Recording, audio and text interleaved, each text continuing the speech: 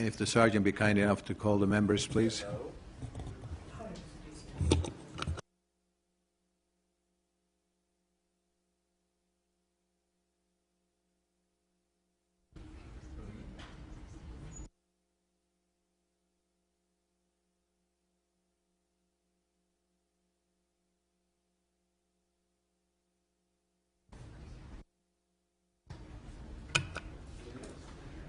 Okay, I welcome Mr. Levine, Vice Chair, and with your presence we can start the meeting as subcommittee. I want to welcome everybody to our first local government committee. Our first will be dealing with the two-year bills. Unfortunately, our next bill won't be till April. We have 4 items on our agenda. One of them 745, Mr. Levine's bill has gone on consent. Congratulations.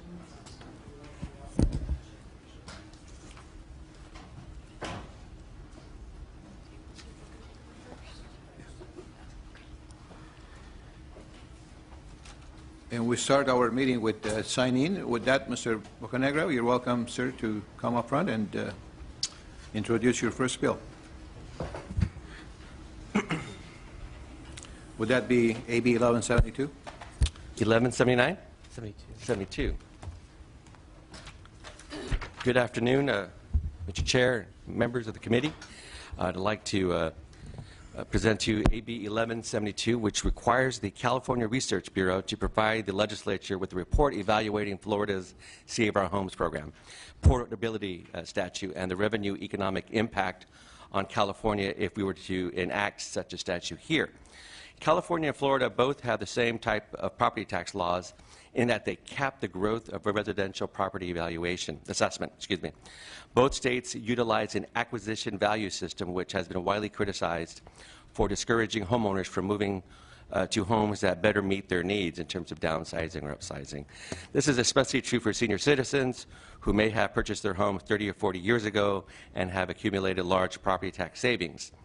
California has attempted to address this problem in our current tax system by passing Prop 60 and Prop 90 several years ago. These two propositions allow seniors over the age of 55 to transfer their property tax base to a new home within a county or between participating counties. It's an opt-in program. Florida, on the other hand, provides a much broader solution to the problem. That state allows property owners to transfer up to $500,000 in property tax savings to a new home, which appears to eliminate the moving penalties. Broadening the application of what we've done here with Proposition 60 and Proposition 90 would impact individual behavior as well as local and state revenue, and it should not be done without supporting evidence. I think something like this should be data-driven. Therefore, Florida's Save Our Homes portability statute is, I think, a pretty good case study for us understanding those changes and providing a real-world economic and revenue data for future legislative proposals. And with that, I respectfully ask for your support on this measure. Thank you. Witnesses in support? Christopher Carlisle with California Association of Realtors. CAR supports expanding portability for the reason noted in the analysis, namely the unintended lock-in effect of Prop 13. Members on both sides of the aisle have now attempted to expand portability, but those efforts have failed due to the projected costs. But those cost estimates were done not using a dynamic analysis. Many of you may recall that Senator Dutton several years ago tried to get legislation passed to require the Franchise Tax Board to do that. Unfortunately, failed in that effort. Yes, there will be a revenue loss to the receiving county, but the county of origin will realize a revenue gain. If a senior, let's say in Sacramento, they buy their home at $100,000, it appreciates to $500,000, and then they decide to transfer that to San Mateo County, Sacramento County will now be able to tax that home at the $500,000 cost, not the $100,000 enjoyed by the previous owner. And that's a revenue gain to Sacramento County. Florida has had portability for all residents in place for 5 years. That real-life experience can serve to shed light on the extent to which, if any, revenues are lost due to portability. Next week, CAR is having one of its annual meetings and will discuss AB 1172. The expectation is that because CAR supports expanding portability, that they will likely support studying the fiscal effect. Thank you for your time. Before I go to the next witness, if the secretary will call the roll, please. Ashajian, Here. Levine, Alejo, Bradford, Gordon, Melendez, Mullen, Rendon, Waldron. Thank you. Next witness, please. Mr. Chairman, members, good afternoon. David Wolf here with the Howard Jarvis Taxpayers Association, and we're in support of the bill as well. I didn't obviously hear all of Mr. Carlisle's comments, but generally Howard Jarvis and the California Association of Realtors have been, both in line and in support of the concept of portability. And we're in favor of this study. I know that sounds kind of a weird place for the Howard Jarvis Taxpayers Association to be in, but we do believe there does need to be more empirical data as to the Florida model and how that might play out in California, and because of that, we're in support of the bill. Thanks. Thank you. Are there witnesses in support? Seeing none. Any witnesses in opposition? Seeing none, bring it back to my colleagues for questions, comments. I have a motion and a second. Mr. Bocanegra, thank you for bringing this forward. I think it is important information that will be critical to all homeowners of our state. I'll be supporting the bill, but before I call for as the secretary to call for the roll, would you please do your closing remarks? No, I just like to reiterate my thanks for having the committee staff work with our office on this initiative, and thank you so much for your consideration. Thank you. With that, Madam Secretary, will you please call the roll? The motion is due pass and re-refer to the Committee on Revenue and Taxation. Ashajian. Aye. Ashajian, aye. Levine. Aye. Levine, aye. Alejo. Bradford. Gordon. Aye. Gordon, aye. Melendez. Aye. Melendez, aye. Mullen. Aye. Mullen, aye. Rendon. Aye. Rendon, aye. Waldron. Aye. Waldron, aye. Measures out. Congratulations. Your next bill, 1179, sir. If you'd like to introduce it. The next bill, 1179, has been narrowed to now place the State Superintendent of Public Instruction on the Strategic Growth Council, and that's in essence of what this bill does.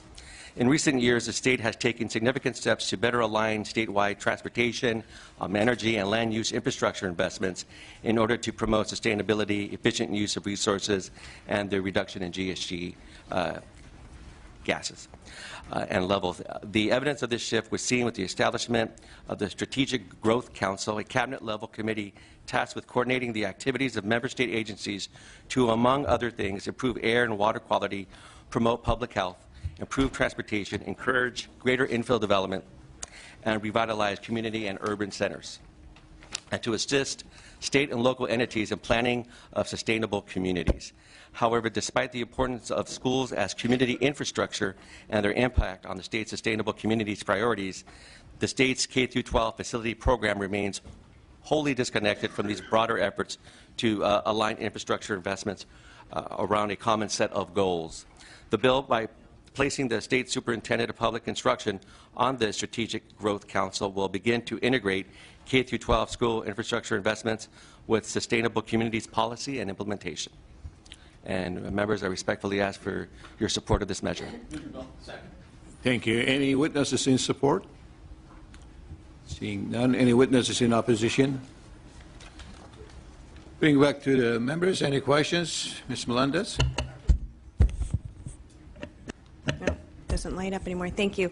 Mr. Bocanegra, I'm just wondering if, because I'm looking at the list of people who would be on this council, but there's no private sector representation on the council, which would make sense because if we're talking about growth in particular cities, we would want public and private partnership in this area. Have you given any consideration to? What this bill is trying to do is just to add the Superintendent of Public Instruction onto an existing council that already has an existing membership. Right, I understand that. And so you want to add the superintendent. My question is there been any thought to, in addition to adding this member, adding someone from the private sector? Not at this time. Okay, thank you. Thank you. Other members, and would you like to do your closing remarks, sir? Respectfully ask for your support. I'm going to support your bill, Mr. Bocanegra, simply because I believe education, somebody from education background can add more to this board and fill in that gap. So with that, Madam Secretary, would you please call the roll?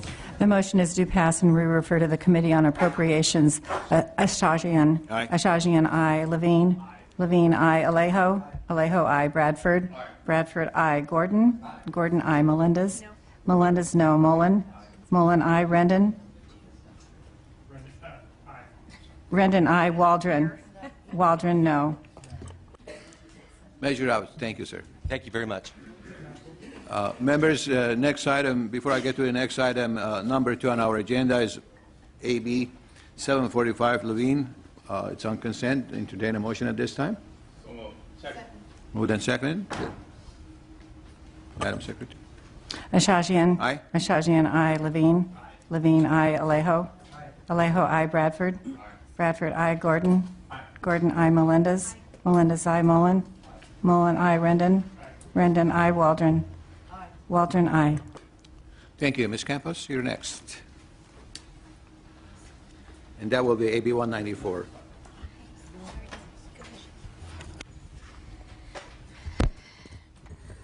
Thank you, Mr. Chair. And I think I'm going to open, because I think there seems to be some confusion on AB 194. This bill will not remove any powers from the presiding mayor, president, or supervisor who is overseeing a board meeting. AB 194 is basically a bill that would allow which would give the people the right to be heard in a public setting. Specifically, it would protect the public's right to fully participate in decisions made by local government. A lot of you may know that I was a council member for 10 years and saw various actions that maybe did not fully allow full engagement, and the process that went before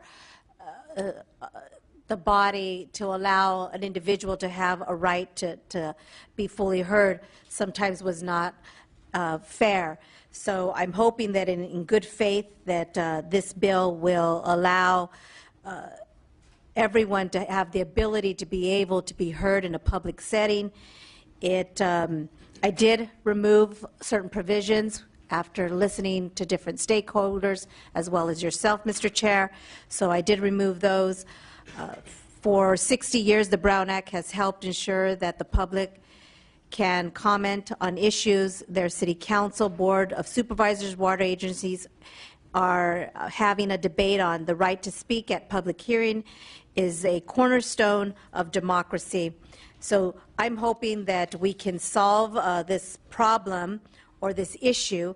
And I think one of the questions that I want to bring to the front is that people said, well, what's the problem? Show me the problem. We don't have any mechanism currently right now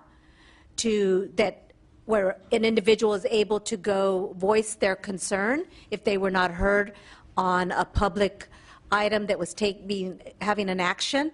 So there is no documentation to say that this is the problem. So I'm hoping that with this, there will be checks and balances for an individual to be able to go through a process if their item is not, if they do not have the ability to be able to speak before a governing body. So with that, Mr. Chair, I have a witness here that can add to it, and I'm more than happy to answer any questions if there are still concerns about what AB 194 will do for the public. Thank you. Your witness, please. Hi, good afternoon. Catherine Williams with the ACLU of California. We're supportive of AB 194. We believe that the remedy created by this legislation is equitable, meaningful, and modest. The current statutory remedies are insufficient to properly protect the public's right to be heard at local government meetings. Under AB 194, there is no requirement for bodies to change their policies as related to the public's right to attend meetings and participate in local decision-making. Local bodies are, as always, able to set their own policies and standards. AB 194 simply provides a way for the public, in the unlikely event that those rules are ignored, to exercise their fundamental right to be heard before action is taken. As things now stand, a body can have a policy that on its face is laudably reasonable as an accommodation to the public, but then ignore its terms at will, with no subsequent redress for citizens at all. More likely to occur is a mistake, an inadvertent denial of speech opportunities. In this scenario, AB 194 provides an opportunity for local bodies to cure and correct the oversight and avoid litigation. California has made it a priority to allow limited participation in government decision-making, and we believe that the provisions in AB 194 are consistent with that priority and needed in order to see that priority through. And for those reasons, we're supportive and encourage your aye vote. Thank you. Other witnesses in support? Please come forward.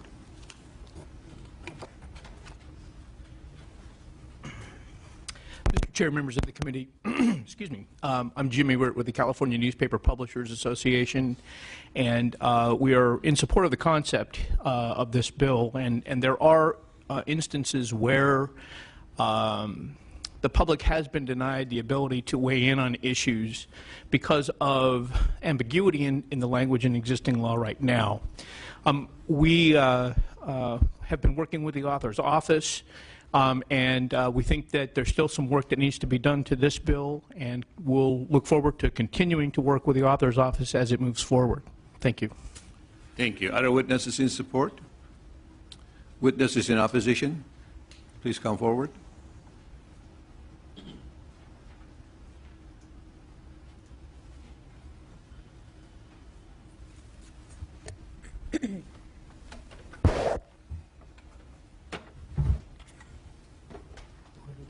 You may start in. Thank you, Mr. Chairman. Members, John McKibben on behalf of the California Association of Clerks and Election Officials. Clerks are opposed to AB 194 because we believe the bill will expose the local legislative process to gaming, delays, and unnecessary increases in cost. We believe that existing law in the Brown Act provides the public with adequate safeguards and remedies with regard to the public's right to participate in the local. You get closer to the mic, please, so everybody can hear you in the back. I'm sorry. No problem. The clerks are concerned that in amending Government Code Section 54960.1, it's going to make violations of public comment requirements contained in 54954.3. It would inject subjectivity into the litigation process that's described in the 60.1 section. We believe that this in turn would yield unintended and very costly consequences. Currently, all of the Brown Act sections for which the 60.1 section provides a remedy are objective and unambiguous with regard to violations. It's clear whether a meeting was open and public. It's clear whether a closed session was correctly described in the agenda using the safe harbor language. It's clear whether special or emergency meetings were properly noticed and posted. It's not always clear, though, whether a chairperson of a legislative body correctly limited public comment in a given set of circumstances. And these decisions often really have to be interpreted in the context of those circumstances. The clerks are particularly concerned about subdivision B of the 54.3 section, which permits a legislative body to adopt reasonable regulations, including but not limited to regulations limiting the amount of time allocated to public testimony.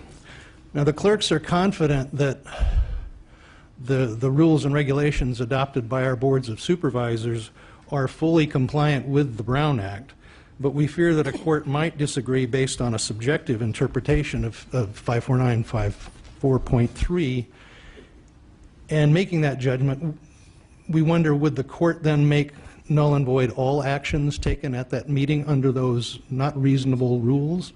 Would it invalidate actions taken at several meetings? While we don't believe that that's the author's intent, we think that's a very likely outcome given a motivated litigant.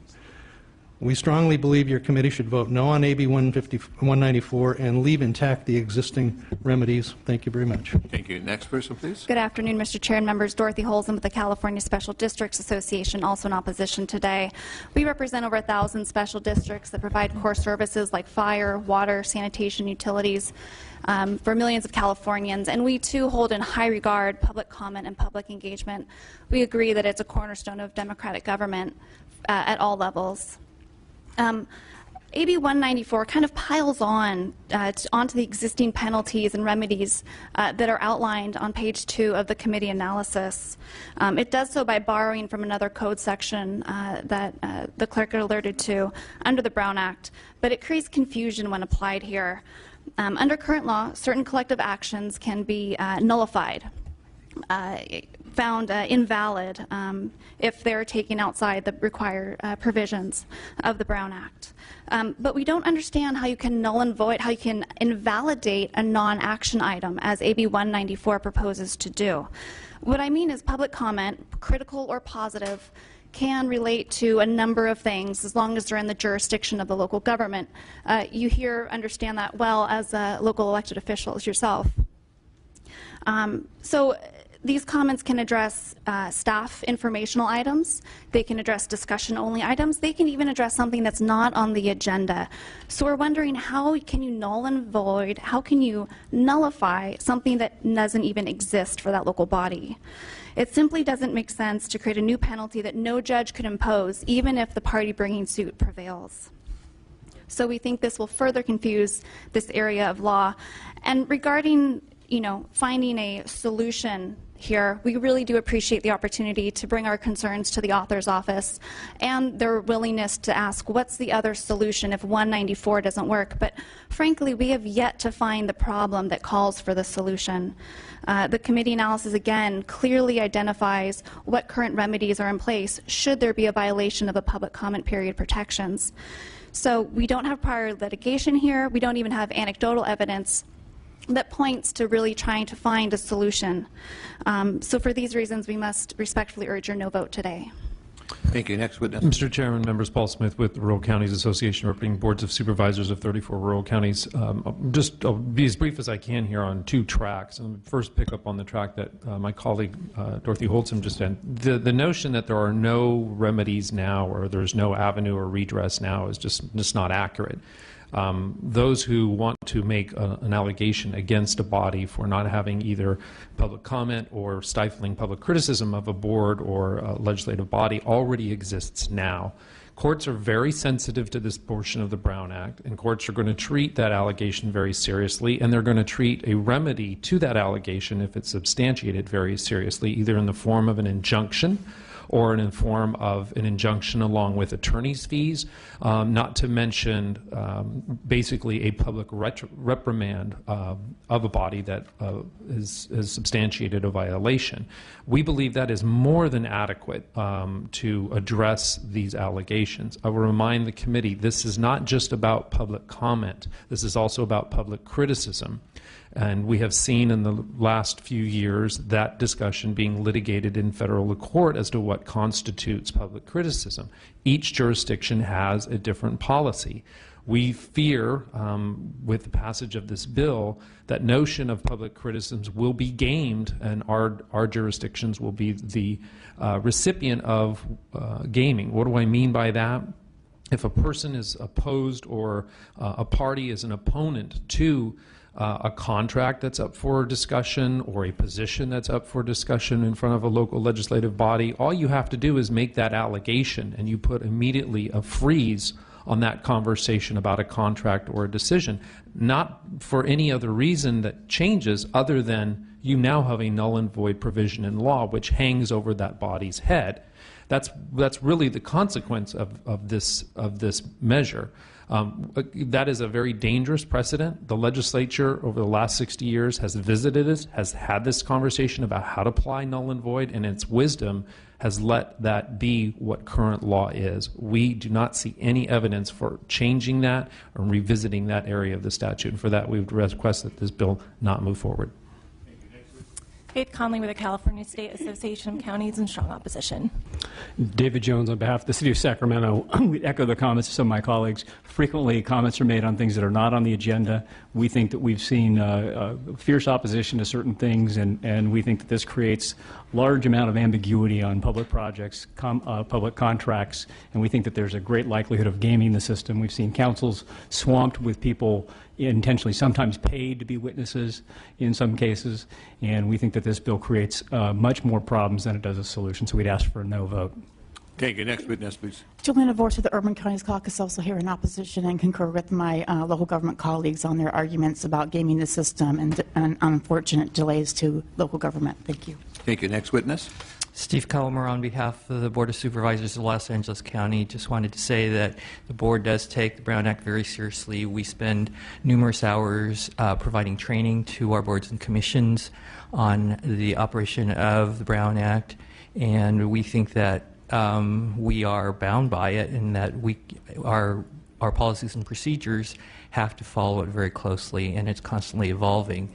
So we are also concerned about people taking advantage of the provisions as put in the bill, and that would possibly disrupt our procedures. But we do appreciate the author's attempt to reach out and make amendments and hear our concerns. Thank you.